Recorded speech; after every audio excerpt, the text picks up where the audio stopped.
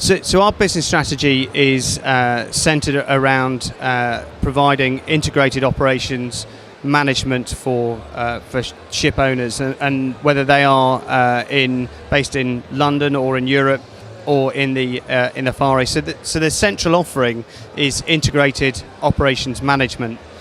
The fact that we've moved into Southeast Asia or are being much more deliberate in Southeast Asia comes from what our clients are telling us, that they need local services, that we're able to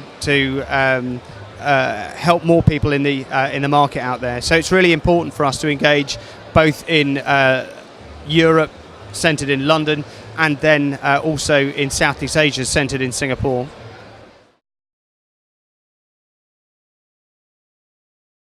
The physical security teams are available for contract without coming through Dryad. Our principal offering is to integrate their operations provision. So a ship owner would come to us in order to make the business of running their operation much easier.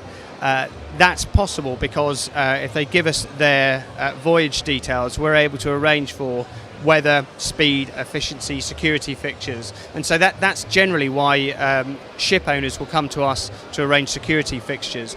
It is quite a lot less admin for them to outsource to us than to try and do it in-house. We provide the classic answer to technical outsourcing.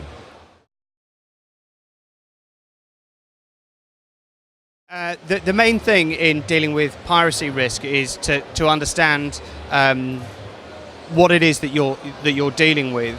If you automatically use armed security teams, it's a bit like always taking antibiotics. Sometimes it isn't necessary. So a bit like any other operation at sea, you conduct a risk assessment, you plan it properly, and then you treat the risk that you can see. So the way that Dryad deals with risk is through our product Prism, where we start with a risk assessment. We look at how the risk is comprised, both the threat that they face, the vulnerability of the client, the probability of an attack, and the cost or outcome of an attack. And that is really what comprises risk. So the risk is then treated, and it may be that we can treat it adequately through routing, or we can treat it through hardening, or that we can treat it through armed security. But the point is that you need to be more intelligent than just to use one solution, because the way that the market is, that's just not an option. It's too expensive.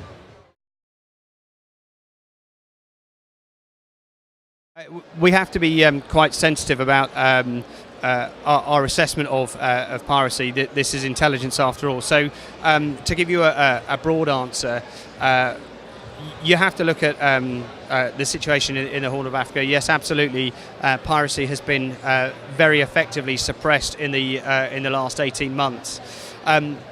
If the same effort is not applied in the Horn of Africa, then we would expect to see that piracy return. If you think about it from the criminals' perspective, the equation hasn't changed for them. It is still a profitable thing to do. If you look at the other flashpoints in the world, we've got maritime crime in the Gulf of Guinea, in and around Nigeria and the external waters. That crime is rising, and we are finding our clients very interested in trying to treat the piracy risk in West Africa.